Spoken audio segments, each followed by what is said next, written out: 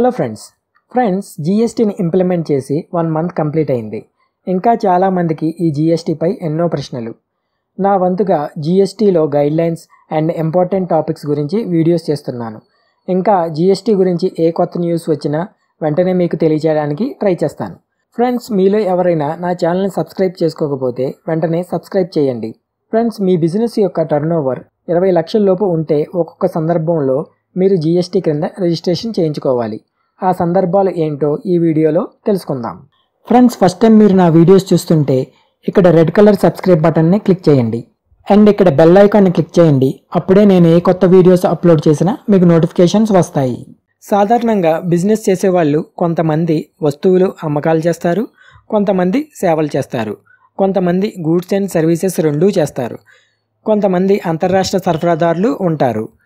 మీరు ఏ బిజినెస్ చేసినా ఆ బిజినెస్ ఒకే పాన్ క్రింద ఉంటే మీ బిజినెస్ టర్నోవర్ 20 లక్షలు మించి ఉంటే మీరు తప్పకుండా జీఎస్టీ క్రింద రిజిస్ట్రేషన్ చేయించుకోవాలి. ఇప్పుడు 20 లక్షల లోపు బిజినెస్ టర్నోవర్ ఉన్న వాళ్ళ గురించి చూద్దాం. చాలామంది చిన్న బిజినెస్ చేసేవాళ్ళు ఉంటారు. లైక్ మొబైల్ రీఛార్జెస్ చేసేవాళ్ళు, బేకరీ షాప్ రన్ చేసేవాళ్ళు, ఇలా అన్నమాట. జీఎస్టీ రూల్స్ ప్రకారం ఇలా చిన్న బిజినెస్ చేసే వాళ్ళ టర్నోవర్ 20 లక్షల లోపు ఉంటే మీరు ట్రేడర్ అయినా మ్యానుఫ్యాక్చరర్ అయినా మీరు జీఎస్టీ క్రింద రిజిస్టర్ చేయించుకోవాల్సిన అవసరం లేదు.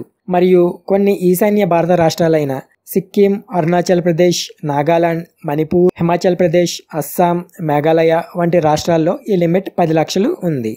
కానీ కొన్ని సందర్భాల్లో మీ టర్నోవర్ 20 లక్షల లోపు ఉన్న మీరు జీఎస్టీ క్రింద రిజిస్ట్రేషన్ చేయించుకోవాలి.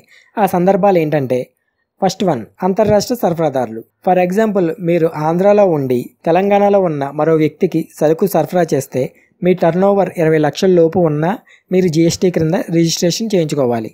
అంటే 20 లక్షల లోపు ఉన్న వాళ్ళు జీఎస్టీ క్రింద రిజిస్ట్రేషన్ చేసుకోకపోతే మీరు ఇంటర్ స్టేట్ సేల్స్ చేయలేరు. ఇంటర్ స్టేట్ సేల్స్ చేయాలంటే మీరు తప్పకుండా జీఎస్టీ క్రింద రిజిస్ట్రేషన్ చేయించుకోవాలి. సెకండ్ వన్, రివర్స్ ఛార్జీలు పే చేసేవాళ్ళు.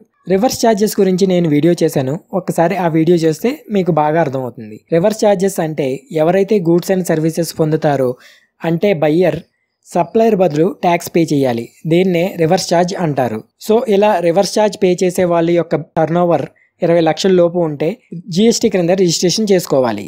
థర్డ్ వన్, ఏజెంట్లు లేదా ఇతర పర్సన్స్ ఎవరైనా ఇతర రిజిస్టర్డ్ ట్యాక్సిబుల్ పర్సన్స్ తరపున గూడ్స్ అండ్ సర్వీసెస్ చేస్తే మీరు జీఎస్టీ క్రింద రిజిస్ట్రేషన్ చేసుకోవాలి.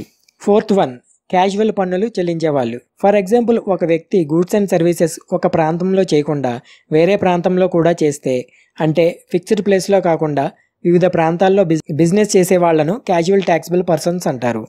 సో ఇలాంటి వాళ్ళ టర్నోవర్ 20 లక్షల లోపు ఉన్న జీఎస్టీ క్రింద రిజిస్టర్ చేసుకోవాలి. ఫిఫ్త్ వన్, పన్ను చెల్లించే ప్రవాస భారతీయులు. Next sixth one, e commerce వ్యాపారులు.